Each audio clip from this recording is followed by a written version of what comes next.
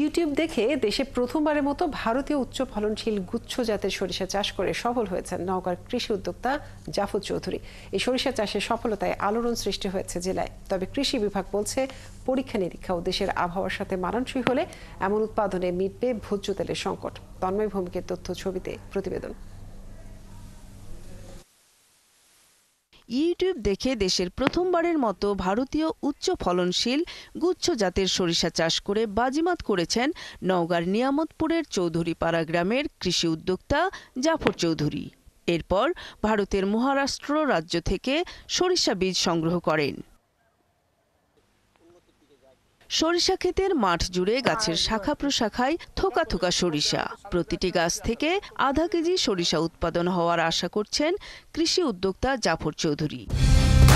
Colour expert, জর্জ স্যাপ এবং মাইল্ড অন হ্যান্ডস টেকনোলজি সমৃদ্ধ অরিক্স ক্রিস্টাল ওয়াশ আপনার লন্ড্রি এক্সপার্ট। আমরা মূলত এই সরিষাটা বাংলাদেশে প্রচলন হওয়ার জন্য এই সরিষার জাতটা নিয়ে এসেছি। আমরা প্রথমবার খরচ একটু আমাদের বেশি হইতেছে, কিন্তু পরবার দেখা যাচ্ছে একটা জিনিস ভালো বারবার করতে করতে খরচের প্রসেসটা আমরা জানে যাব এবং কস্ট মিনিমাইজ হয়ে যাবে। আবার অনেকেই তার এই সরিষার ক্ষেত দেখে আগামীতে এই জাতের সরিষা চাষে আগ্রহ প্রকাশ করছেন।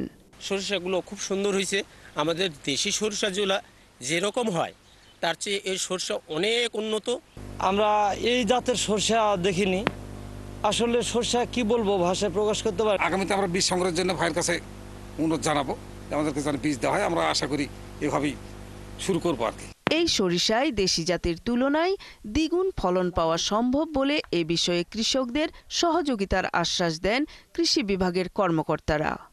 প্রায় 500 গ্রাম সরিষা একটা গাছ থেকে পাওয়া যাবে বলে আমি আশা করছি। আর এইরকম ফলন যদি হয়, আর যেহেতু এই সরিষার একটা কথা বলে রাখি যে এই সরিষার একটু দিনকাল বেশি লাগবে, জীবনকাল বেশি।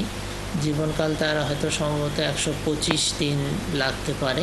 এদিকে কৃষি গবেষণাগারের নির্দেশনা অনুযায়ী পরবর্তী সিদ্ধান্ত নেয়ার কথা জানান কৃষিবিদরা। যদি ফলন ভালো হয়, রোগবালাইয়ের আক্রমণ যদি কম হয় এবং আমাদের দেশের আবহাওয়া উপযোগী হলে আমি স্যাম্পল কালেকশন করে কৃষি গবেষণায় সরিষাটা পাঠাবো। দেশের আবহাওয়ার সাথে মানানসই হলে খরাপ্রবণ উত্তরাঞ্চলে এই জাতের সরিষা আবাদ দিন দিন বৃদ্ধি পাবে বলে মনে করছেন সংশ্লিষ্টরা। নূর তাজমিন নীর, ৭১।